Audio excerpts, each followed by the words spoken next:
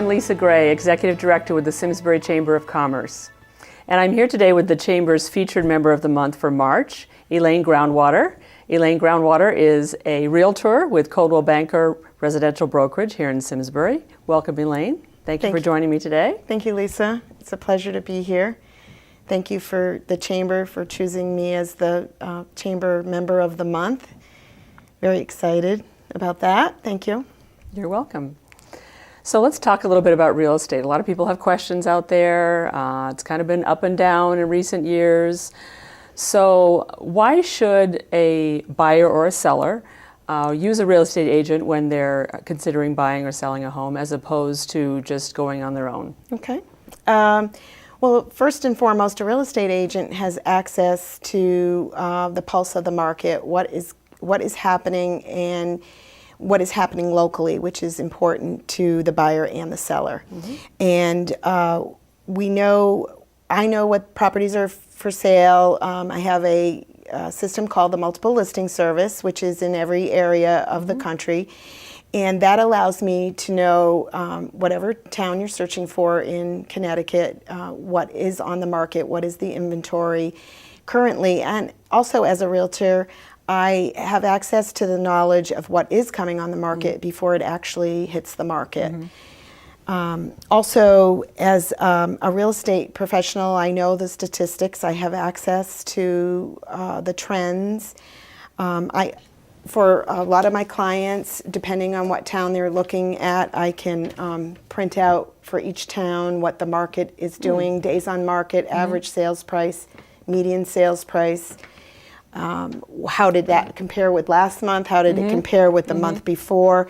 Very valuable information. It also shows the trends. As everybody knows in real estate, we do have what's called spring market. It's probably the best time of year to be putting your house on the market for sale. But that's not to say that any other time of the year isn't good, because it is. People are always moving for whatever lifestyle changes they have or for whatever reasons. I also, as a real estate professional, I help my clients save time. I know what the steps are that happens in the process of a real estate transaction. I also am their connector. I connect you to professional services, whether you need a plumber, electrician, a contractor, whatever you need to get your house ready for market. Or if you are a buyer and you're thinking about buying a house and you know what it's going to need, I can connect you with the people that are able to complete those services for you. Also, I would, if you're a seller or a buyer, I prepare what's called a comparative market analysis for you based on the statistics of what has sold in the area recently, based on the condition of what has sold. If I'm talking to a potential client about listing their home, basically what I'm doing for them is marketing their house in this market. And in today's market, 99% of the buyers are on the internet. Everyone is shopping on the internet. So I make sure through Coldwell Banker Residential Brokerage, we have many systems where we're able to track the people that are out there buying real estate or are going to be buying real estate in the next 6 months.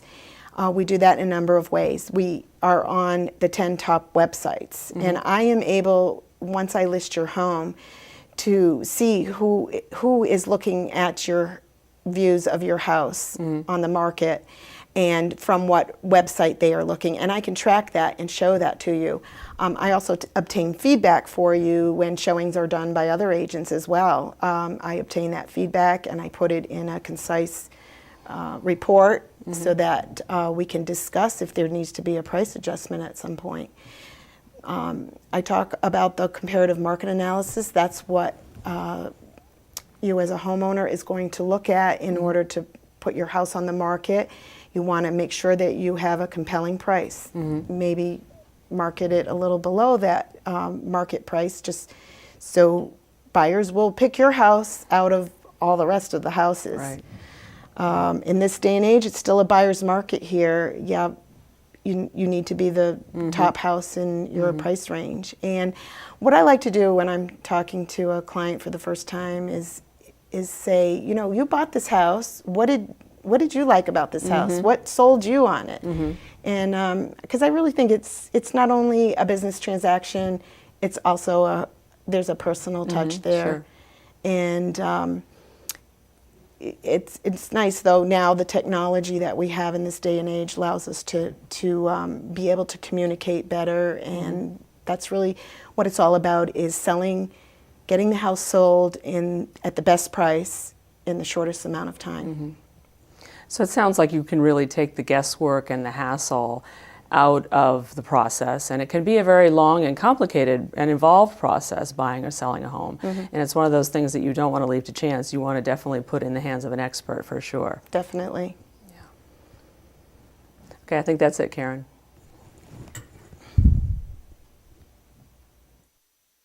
So you call yourself a realtor. Is there a difference between a realtor and a real estate agent? And why would someone choose a realtor as opposed to just an agent?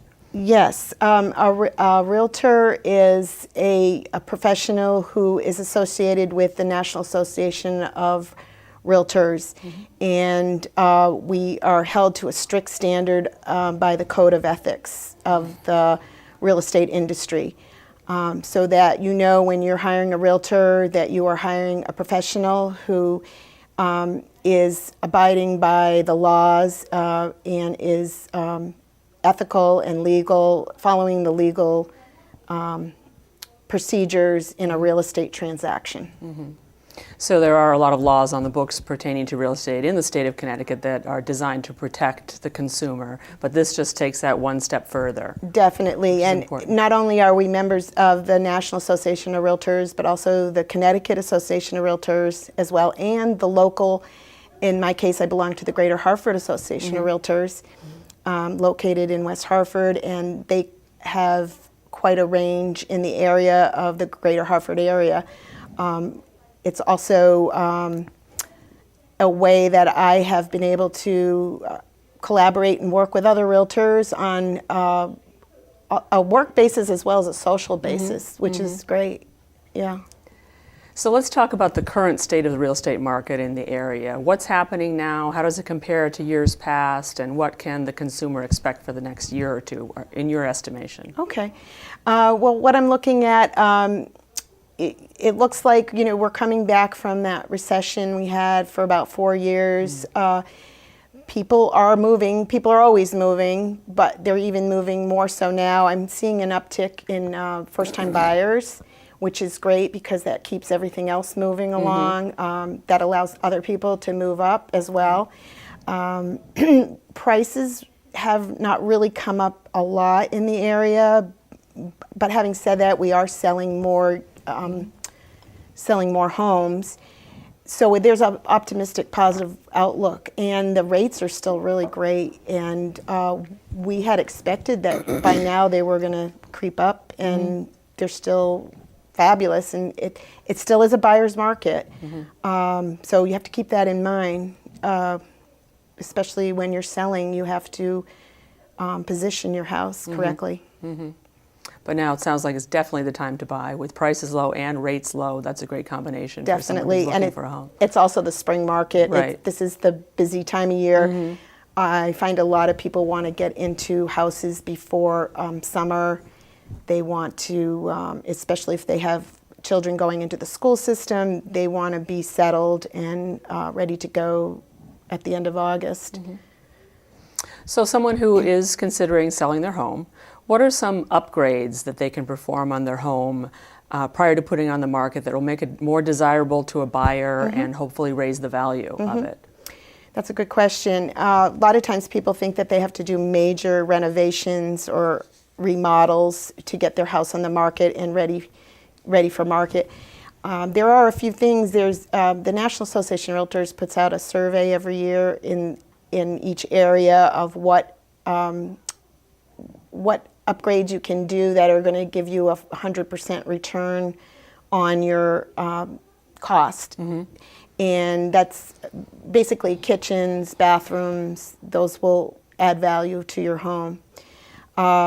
There's also other things you can do that really don't cost a lot. Just a fresh coat of paint. So important to have neutral colors. When buyers come into your home, they need to see how they would fit in your home. They really don't want to see your personal pictures. They don't want to see your items that you cherish. Right. They want to see the floor plan. They don't want to be distracted by your items. So it's so important. They want to see how their items are going to fit into the home. Right. So a neutral colors on the walls, a new front door, great new garage doors, anything you can do for curb appeal. That all important curb appeal, yeah. Curb appeal is so important. They see your house online. 95% of the buyers today are shopping online for their next house. And the first showing is the pictures online. So you have to have really good pictures. Right. And then if they decide to drive by your house, if they're local, they may not be local, they may be from out of town or another country. They drive by and it doesn't have the curb appeal, they're not even going to want to go in. Right. They're not going to call me and say, I want to see that one. Right. So it has to be the top one in your price range for it, and it has to be compelling for the buyer to go and see it. Right, right. So let's say a seller has made a lot of upgrades and really feels like their property is in the best possible condition it can be in. How do they then determine the value of their home and how much they should put it on the market for? Okay. Basically, how I determine the value of a home is I look at the statistics of closed properties for the last 6 months, and if I have to, I'll go out to a year's time frame. And I look at the similar parameters as an appraiser would be looking at your house. I look at the style, I look at the location. I try to stay in the same neighborhood if I can. Our area has a variety of different types of homes, so sometimes that's not an easy thing to do. But also, every home is unique, so I'm not going to find an exact home like yours that was sold 6 months ago or a year. But we work with the different parameters. We look at the number of bedrooms, number of bathrooms, square footage, acreage, as I said, location, and really all important is condition. And people today can go online and look at real estate websites, and they can get what's an estimate, but that estimate isn't somebody that's gone in your house and actually knows what the condition is. So it's important that the seller today get their house ready for market and price it accordingly. They have to make it a compelling price. If you cannot make the condition better for showing, then it has to be priced according to condition. And I recommend actually pricing it a little bit below market level to make it compelling. Yeah, if someone is in a hurry to sell, then they're going to have to price it below what the expectation is. Yeah, they have to understand that, yeah. So let's switch a little bit to the buyer's side now for a moment. So for a first-time buyer or maybe an owner who feels like they're in a good position to move up at this point in their life, how can they determine how much house they can afford based on their current income and expenses? As I would do for this seller, I would do a comparative market analysis. We call it a CMA. And again, for the buyer, I would also look at the market and I would address what their needs are. What do they have to have in a house, or what are their wants? So I would take their conditions, their parameters, what they need, and I would do a search based on that. But first I talk to them, and most importantly, I would make sure that in this day and age, you need to have a pre-approval before you even look at a house, because it's so important to know what is within your budget. And also I take into account what their time frame is, what their motivation is for moving, and work with them accordingly on that. But I have access to a network of professionals, so I make sure that my client-to-be is working with a mortgage professional so that they know exactly where they need to be and what price range they need to be looking at, and then we go from there. Okay. And that pre-approval you talked about, that comes from the lender professional? Yes. Yes. The lender professionals are the professionals who know what the options are out there. And in today's market, there's a lot of options, from the person that's the first-time buyer that is going from maybe a rental or possibly living at home with their parents and obtaining their first home. People that may have great credit, people that may have not so great credit. There's many different options, and I am educated in those options. I like to work with the mortgage professional who really knows that part of it, and we work together during the whole transaction. Once we know the price range, once I know the price range for my buyer, then we will work with the mortgage professional to, when the offer is placed, what will the parameters be? How much are you bringing to closing? Who's paying for the closing costs? What is your mortgage commitment date? What is your closing date? And then I worked hand in hand with those mortgage professionals. And provided the buyer is able to obtain that pre-approval letter from the lender, how long is that good for typically?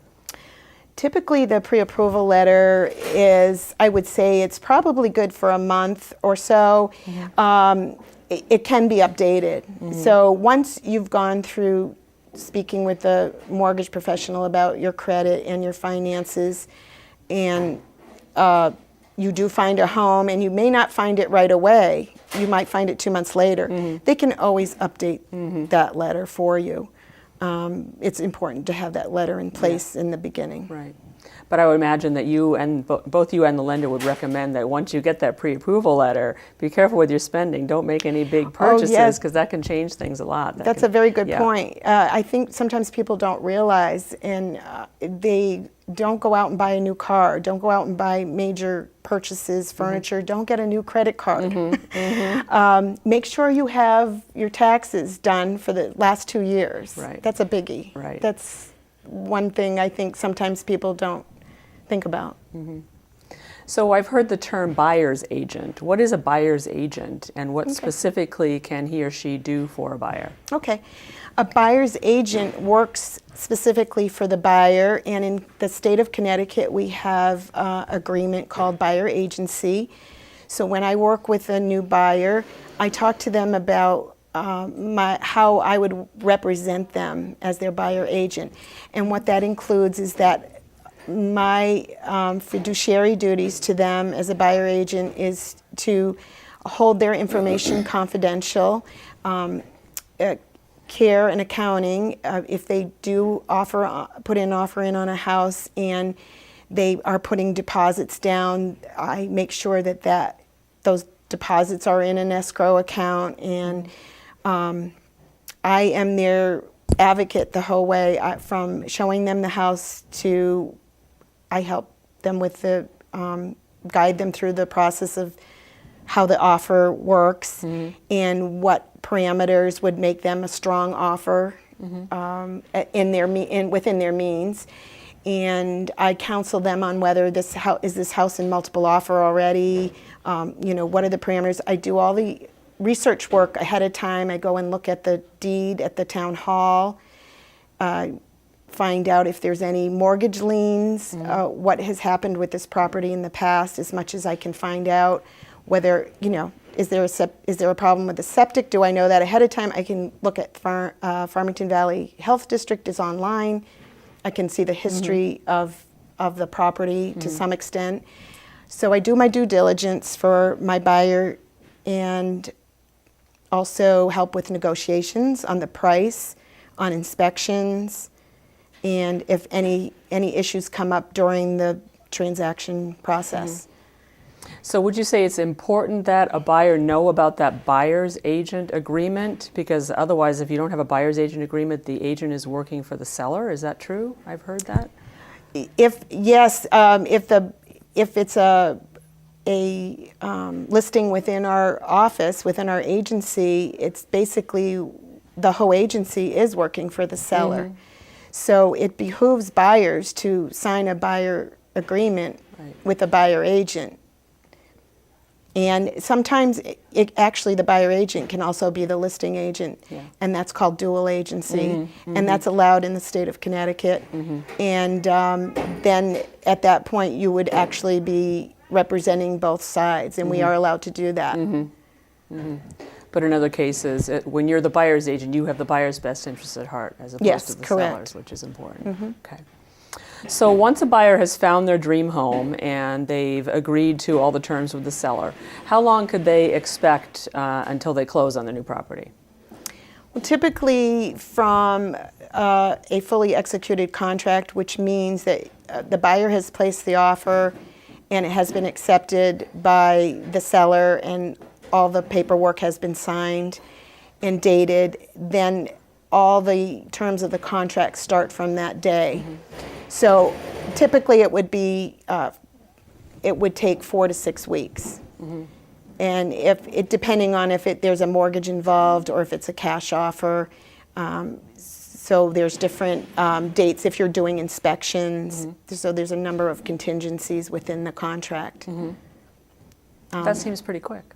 That does, yeah. It actually, it goes pretty smoothly most of the time. I mean, I try to counsel buyers up front what might happen and what to expect. So, I mean, like anybody else, nobody likes surprises, so it's good to know ahead what might happen with contingencies and such. So it's important to impart that information. And also when I'm working with sellers, I like to tell them how the buying process works so they know. Because sometimes people haven't sold a house in a long time.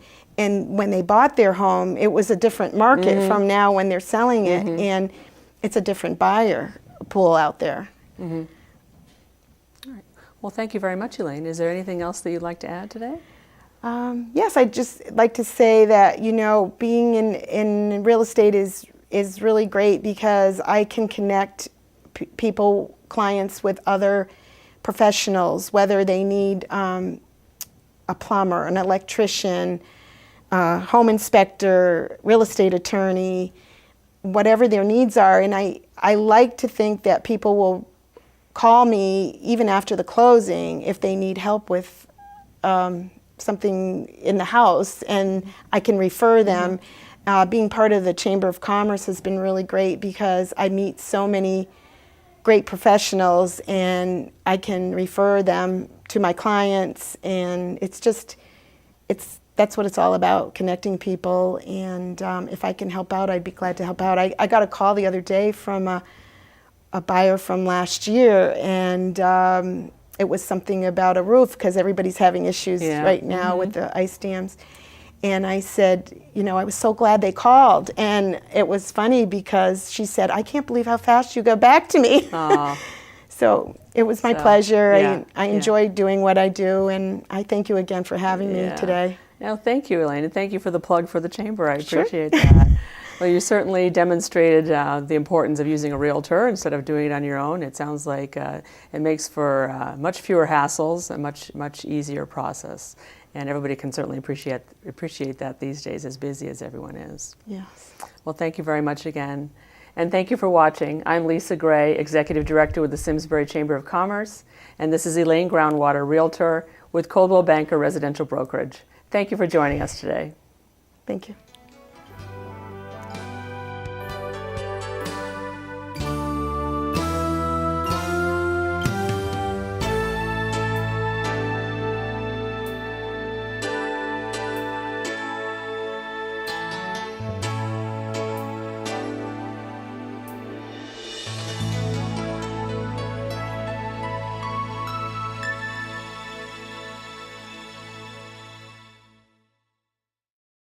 Funding for Simsbury Community Television is provided in part by contributions from viewers like you. Thank you.